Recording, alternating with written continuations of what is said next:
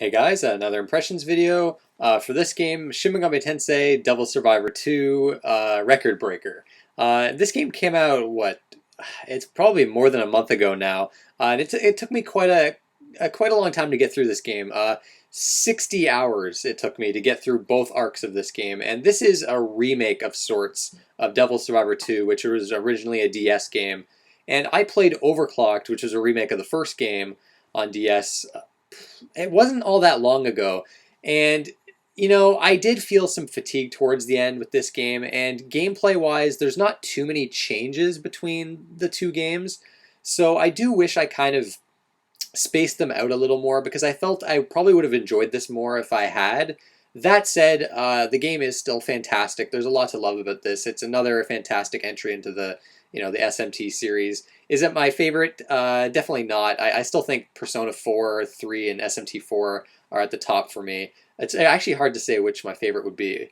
But I will say this is a huge improvement over Overclocked, I think. And if you want to play either one, you can actually jump right into this one. You don't there's no story connections or anything like that.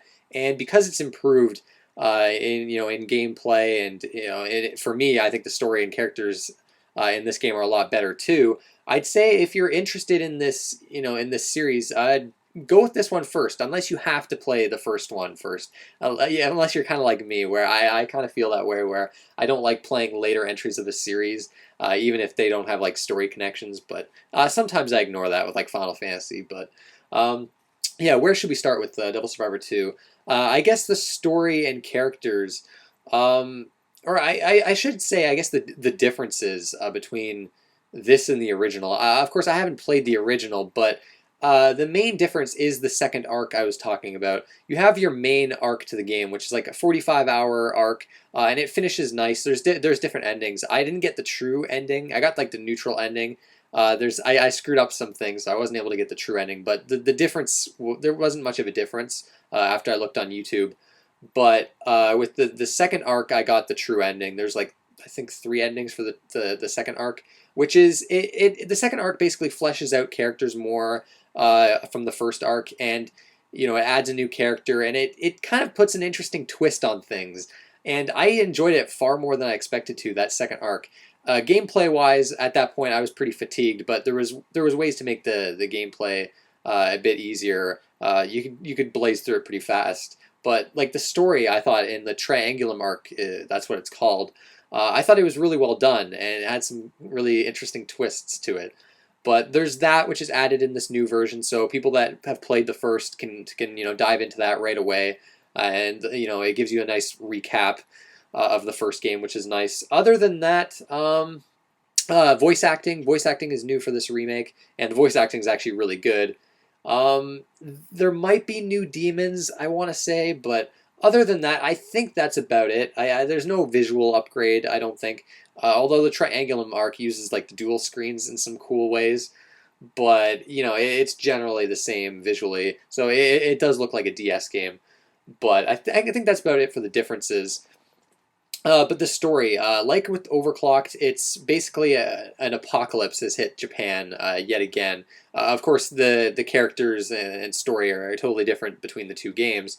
But with this game, the first game was a lot darker. I'll say that right off the bat. This game, with the characters and not really the story itself, but with the characters and a lot of the situations you can find yourself in with these characters, the tone is just a lot lighter in this game. There's a lot more humorous moments. I laughed quite a few times playing this game.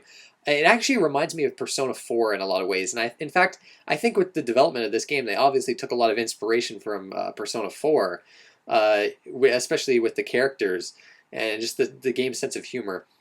The story, it's the apocalypse thing again, but you have this this website called Nicaea that comes on your phones, and it will show the deaths of certain characters. So you got to kind of prevent their deaths. So there's that kind of thing going on too.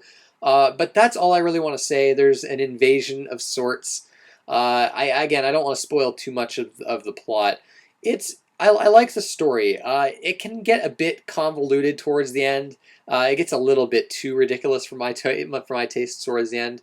And I think the story in general, in terms of the main arc, I might have liked Overclocked better. but the Triangulum arcs, like the story in that, I thought was really good. The characters, though, the characters are a huge improvement in this one compared to Overclocked. Honestly, I can't even remember the characters in the first game. Like, I thought they were just really dull.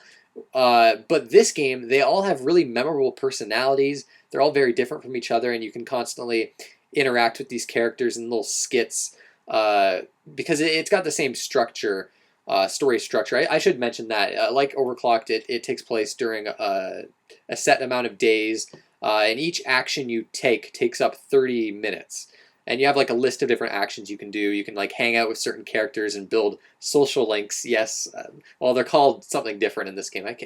What are they called? Fusion? I forget what they're even called in this game, but they're basically social links from Persona 4. So you can interact with characters and, have all these skits. And then, of course, you have battles and free battles. But it's got that day thing where you're picking from a list. There's no like exploration or anything like that.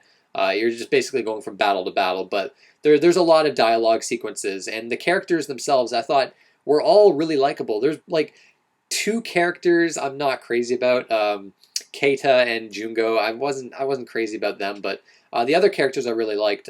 Eri is a character that I didn't like for the longest time. I thought she was just a really bitchy character, but I actually grew to like her more as the game went on. My favorite character is Makoto. She's awesome. But all the characters are great. Daichi's a bro. A lot of good characters. I don't really want to talk too much in detail about the characters, but they're all really good. And there's maybe not. Well, you know what? There's even a lot of good development with the characters too. Some of them, or in fact most of them, can be a bit tropey. They have that kind of anime trope kind of thing going on. But I don't know. I didn't mind it so much. It's a nice change, I think, from like the dull characters from the first game, and the writing and the localization, I think, was much stronger this time around. I laughed many times throughout this game, and the tone. I will admit though, like the light tone and humorous tone to the game, it kind of clashes with like the setting of the game and the story in general, where death, is a common thing. So I don't know. I think some people might find that a bit off-putting, and I certainly did at points. But you know what? I can forgive it because I do appreciate the fact that the characters were just a lot more likable this time around, and that there was some humor. So yeah, the story and characters definitely a high point. The characters themselves probably the biggest improvement between this and the first game. Gameplay-wise, it's quite similar.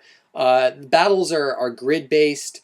It's kind of like a strategy RPG, turn-based RPG hybrid where you have your enemies on the map, and as soon as your character can attack them, it'll go into a turn-based battle where you've got the press turn system, where you're kind of figuring out the enemy's weaknesses, using ice against a demon that's weak against fire. If you kill the leader of a squad, that unit will just will die.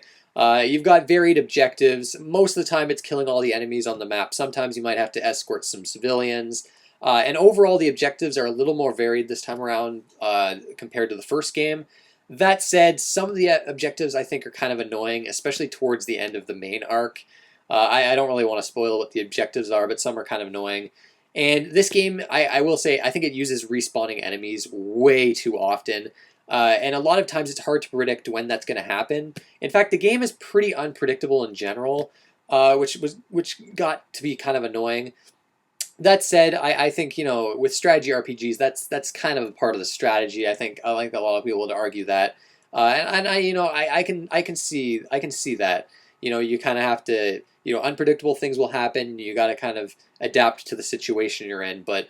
Like, the respawning enemies got really tiring, honestly, towards the end. And I think it's like a crutch they rely on too much to make the game harder. There's an easy mode and hard, well, not really hard mode, normal mode and easy mode. I went with easy mode and overclocked, and I actually struggled through that game quite a bit. The normal mode in this game is not too bad, though. It did get a bit rough towards the end. The final boss of the main arc, I forget what it's called, I can't even pronounce it right now, but if I saw it on here, I would say it. But the final boss of that arc, it took me like 3 tries to actually defeat it. You can grind if you want during free battles, but yeah, the battles are, you know, these grid-based hybrid battles. It's unlike anything I've seen, really. I mean, these are quite different, these games. If you've played an SMT game before, you kind of know what to expect. Of course, other than like the battling, you're constantly fusing demons, and you basically, well, you have teams of three, 4 teams of 3. Each team has 2 demons and your main character.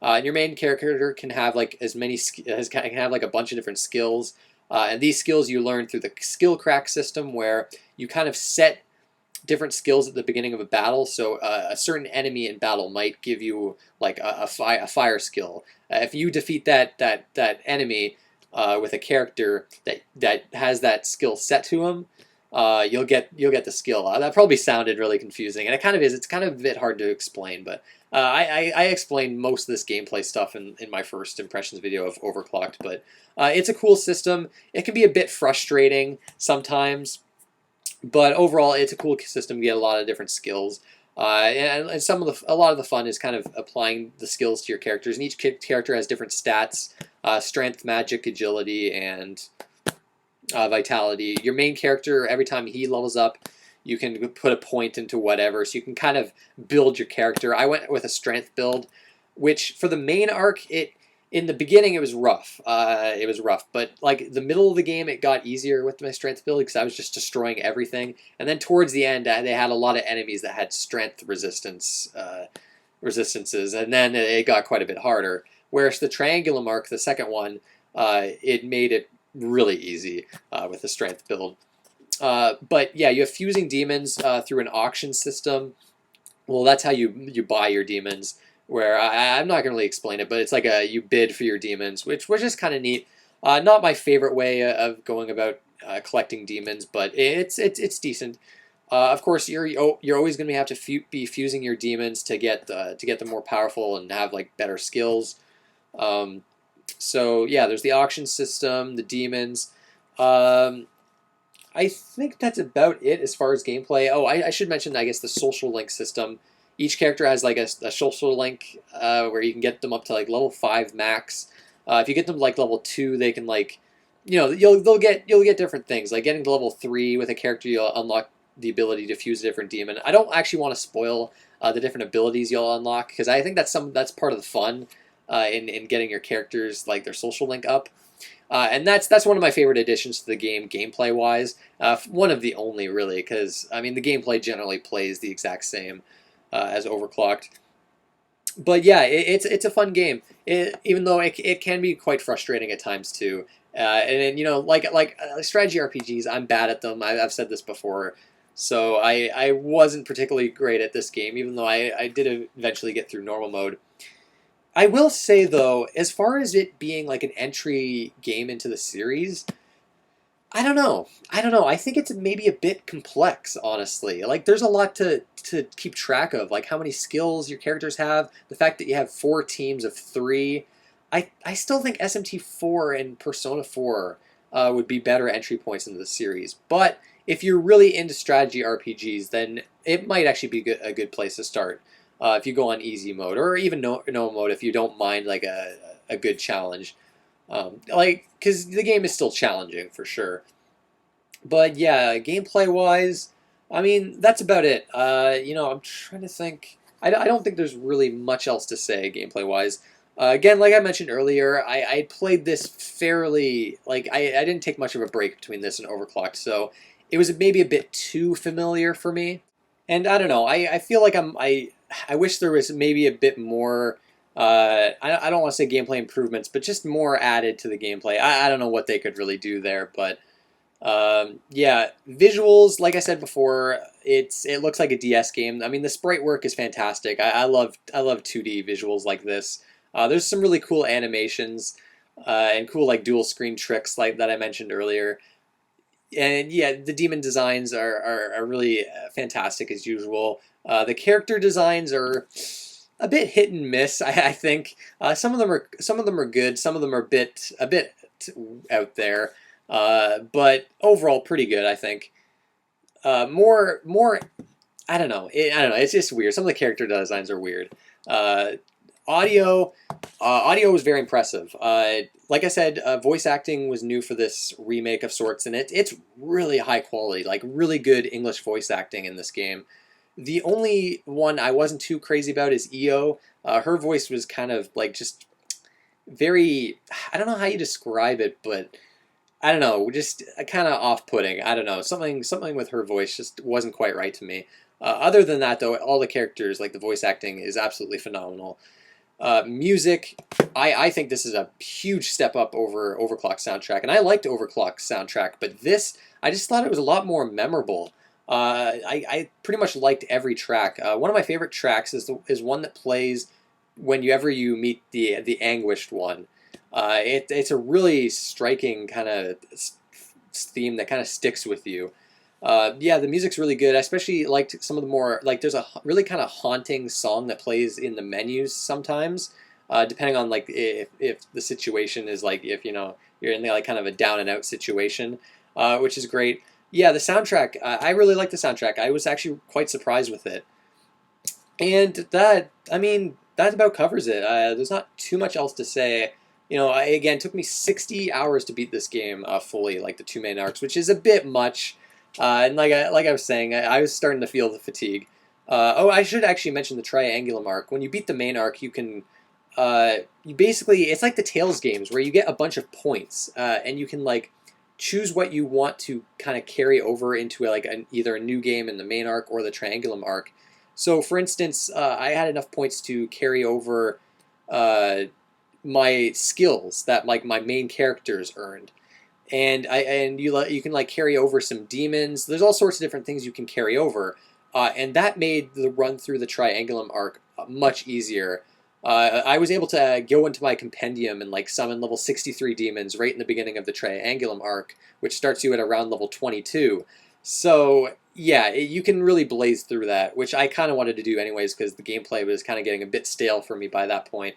And I really did love the story in the Triangle arc. So yeah, you can really get through that fast. And I do recommend once you get through the main arc to actually go through that second arc. At first, I wasn't actually going to do it. I think I was going to take a break but Danny Devil May Pie kind of convinced me to go through it, and he said it would be worth my while. And it certainly was. So I definitely recommend that as well. So yeah, that about covers it. Fantastic game. Definitely check it out. It's got that Atlas tax. Like this game's pretty expensive, but for the amount of content you get, I do think it's entirely worth it. If it seems up your alley. So yeah, that's it, guys. I want to thank you for watching, and I'll see you next time.